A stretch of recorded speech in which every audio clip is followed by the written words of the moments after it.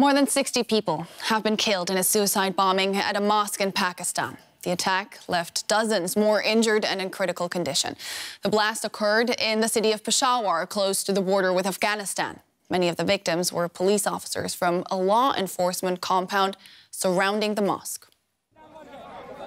Panic on the streets of Peshawar.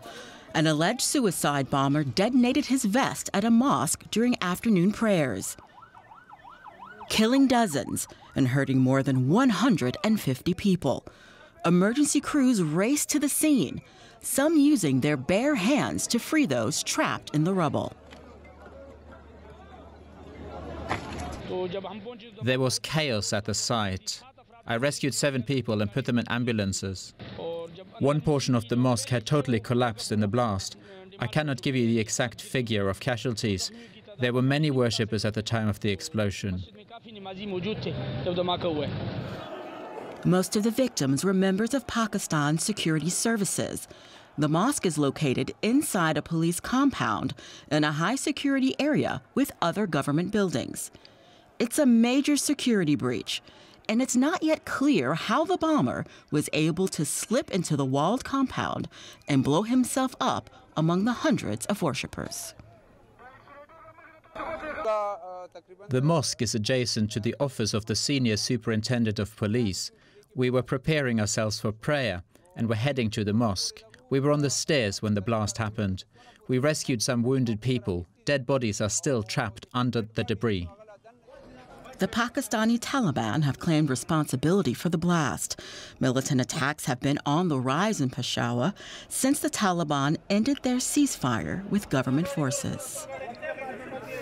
And for more on this attack, we're now joined by journalist Yusra Askari in Karachi. Yusra, bring us up to speed on the casualties and the search operation. What we do know at the moment that at least 61 people have lost their lives and 165 others are injured as rescue and relief operations continue at the police lines in Peshawar. We do know that at least 36 people still remain trapped. There's little communication with them at the moment. Earlier, 4 people were rescued and the rescue operations to rescue 2 others are still underway in Peshawar as we speak. Cities across Pakistan, including Karachi and Islamabad, have been put on high alert. In Islamabad, we know that snipers have been placed on important installations. And in Karachi, a flag march was carried out as a show of support for the police forces in Peshawar. We heard it in the report. The mosque that was attacked is inside a police compound. So this blast really indicates a major security breach. How are Pakistani authorities investigating this? Absolutely. It is a major security breach. What we haven't heard at the moment from the government of Pakistan is what they plan to do in the days and weeks ahead to thwart any such attacks that may take place. It is important to note that the statement made by the Taliban commander clearly states this is the 4th attack in a spate of attacks that is likely to be carried out to avenge the death of Khorasani. So Pakistani authorities really need to chalk out a plan to define how they actually view the security setup in the days ahead to prevent such things from happening again. The Pakistani Taliban have claimed responsibility. What more do we know about the group's operation in Pakistan and its links with the Afghan Taliban? Because they have come out and condemned the attack, haven't they? Absolutely. It kind of unravels layers within layers. A certain faction of the Pakistani Taliban has claimed responsibility. Other factions are disputing that claim.